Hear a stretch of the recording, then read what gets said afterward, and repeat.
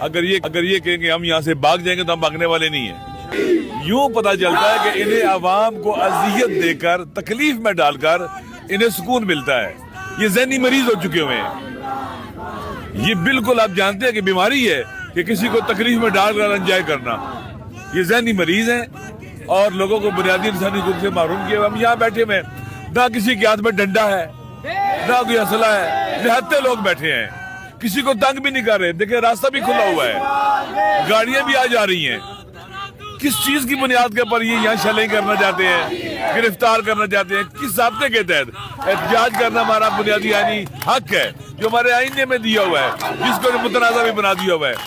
لہذا یہاں بیٹھے ہیں, خواتین ہیں, بچے ہیں, پرامن شہری ہیں, معزز شہری ہیں سارے کے سارے. کوئی ایسا مسئلہ نہیں ہے.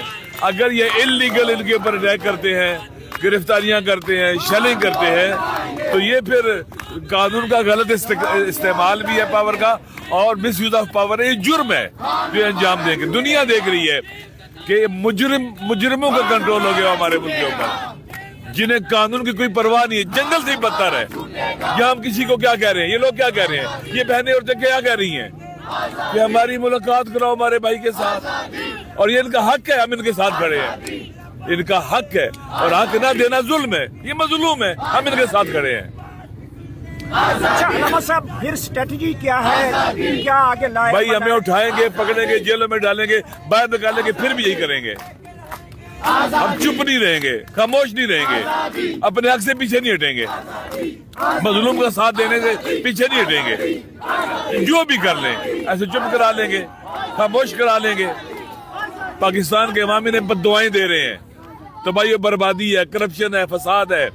ابھی IMF کی رپورٹ آپ نے پڑھ لی ہے کہ پاکستان کے غریب تر ہو رہے ہیں, اور یہ لوٹ کے مالدار تر ہو رہے ہیں.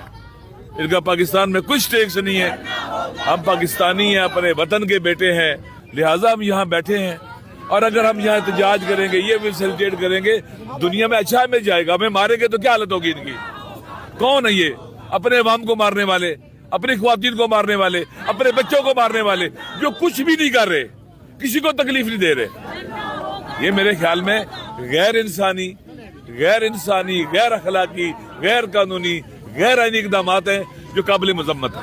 آقا صاحب, اگر آپ کو گرفتار کر لیا جاتا ہے تو وحدت مسلمین کے لیے کوئی آپ کا پیغام ہے؟ بھائی دیکھیں, اس وقت بعد ہم سارے پاکستانی ایک ہو رہے ہیں. ہم ایک نیشن اور قوم بن رہے ہیں.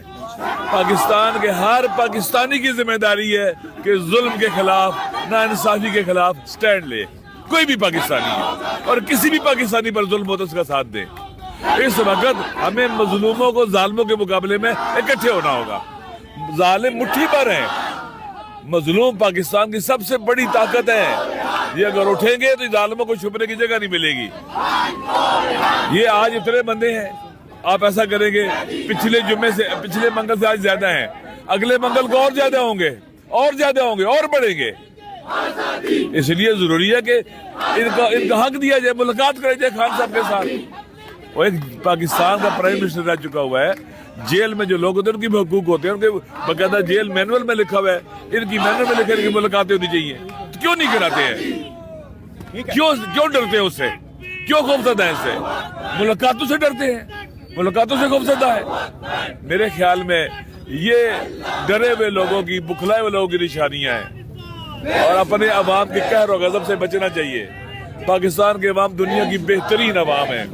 اتنا کچھ کرنے کے باوجود بھی ابھی بھی وہ سارے ریفارمز کی باتیں کر رہے ہیں, اصلاحات کی باتیں کر رہے ہیں, آئین کی حکمرانی کی بات آئین کی سپریمیسی کی بات کر رہے ہیں, رول آف لا کی بات. سب کچھ ہونے کے باوجود ان کی زمینوں پر قبضے, ان کی مادیات پر قبضے, ان کے حقوق پر قبضے, ان کے سول رائٹس, ان کے ہیومن رائٹس, سارے کے سارے فنڈامنٹل رائٹس اثر پودے روندے گئے ہیں.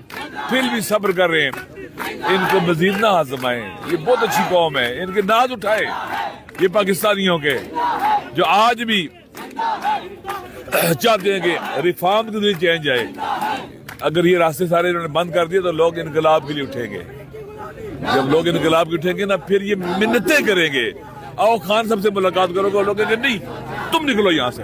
ٹھیک ہے. اچھا سلمان اکرم راجہ صاحب, بتائیے گا, آپ لوگوں کی KP میں حکومت ہے, آپ کا مینڈیٹ وہاں پہ کہتے ہیں چرا لیا گیا ہے, آپ اپنے مینڈیٹ کا پارا نہیں دے سکے, इमरान खान को कैसे रिहा करवाएंगे?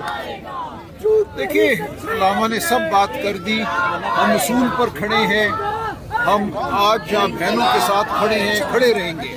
देखिए, अवाम इमरान खान को रिहा कराएंगे। अवाम ने फैसला करना है कि इस मुल्क में बर्बरियत का राज होना है या कानून और आइन का राज होना है। हमारे सामने डंडे हैं, बंदूकें हैं, पिस्तौलों वाले हैं, हम खड़े हैं निहत्ते, हम उसूल की ताकत के साथ खड़े हैं और तारीख गवाह है कि बिलाखिर उसूल जीतता है, अवाम जीतते हैं। हम अवाम को यही कहते हैं कि अपने उसूल पे खड़े रहो, हक के साथ खड़े रहो।